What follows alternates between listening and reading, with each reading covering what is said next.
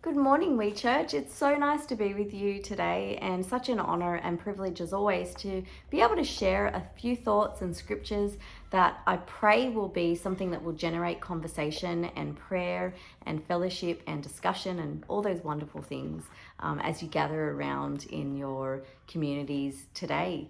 The key verse that I wanted to share this morning, don't mind me, there's a gnat here, is in Matthew chapter 11, verse 28. I'm reading from the ESV. It says this: "Come to me, all who labor and are heavy laden, and I will give you rest. Take my yoke upon you and learn from me, for I am gentle and lowly in heart, and you will find rest for your souls. For my yoke is easy and my burden is light." And it's a very, very well-known verse. And I think we all run to it when we're feeling a bit overwhelmed with life or with whatever expectations are put on us. Those words, "take my yoke upon you and learn from me." There's, I think, an element of our nature that wants to be free of all restriction, to have no yoke, no burden, all freedom. But a freedom, I suppose, in our natural state, completely unsubmitted to God, that just wants to be able to do whatever we want, whenever we want. But freedom like that ultimately will always lead to anarchy and rebellion. It's just not possible, I think, for us to have that level of freedom and it not go that way.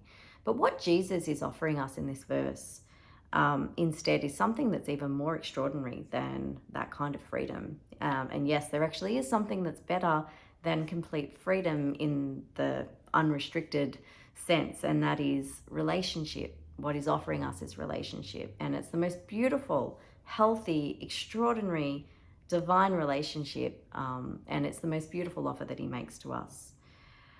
Jesus is inviting us to walk with him, to talk with him, just like he did with his first 12 disciples and all the others that came after, to learn from him and to converse with him and to learn his ways and ultimately to commune with him. And the question that really came up, because this is really a conversation that we've been having in our own faith community. We have an emerging church plant, which is an exciting experience. And part of that is that we're kind of learning a little bit about, well, what's our culture? What are our values? And what is interaction and relationship in our context look like? And we've all come from different places, and so it's been an amazing experience just to learn, to listen and to ask questions again.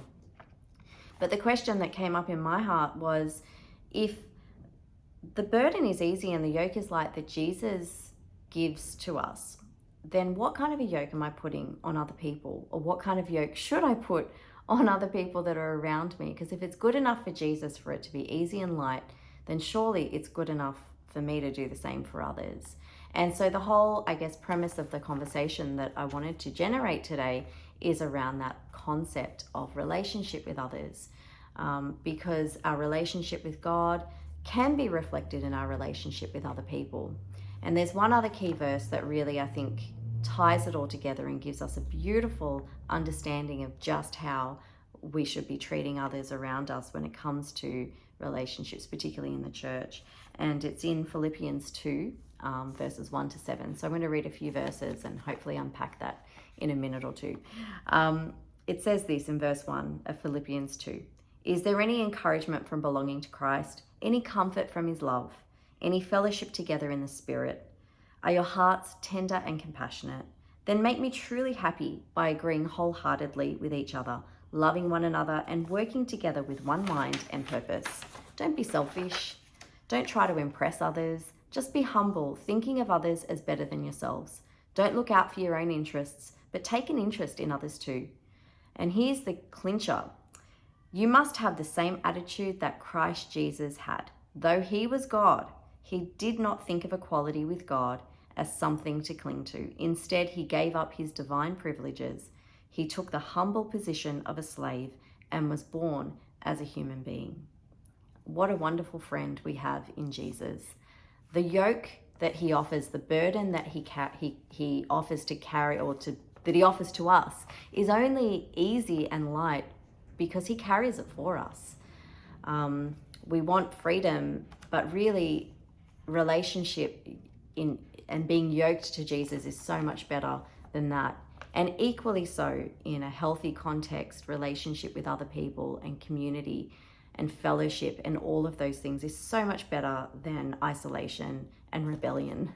And it's a divine exchange that Jesus offers to us in having relationship with him, but it's a divine exchange that we can also offer to one another as well, if we are willing, as these verses in Philippians say, to have the same attitude that Christ Jesus had, which is that I personally serve you and others will personally serve me, but not out of obligation or out of expectation that I place on them, but because of my healthy, vibrant, living relationship with Jesus and my desire to want to emulate him in my life. I think that this sort of attitude and this heart and mind can be reflected not just in our church communities, but in our homes, with our husbands and wives, and with our children, even in our workplaces and our friendships, in every context. If we are willing to understand that the way that we relate with Jesus and the way that he relates with us can actually be replicated in our relationships with others. So I just wanted to share those thoughts with you this morning. I pray that it's something that sort of generates some conversation and sparks opportunity to pray.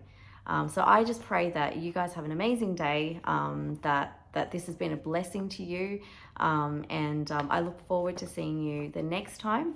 But have a wonderful day, We Church. Be blessed. See you later.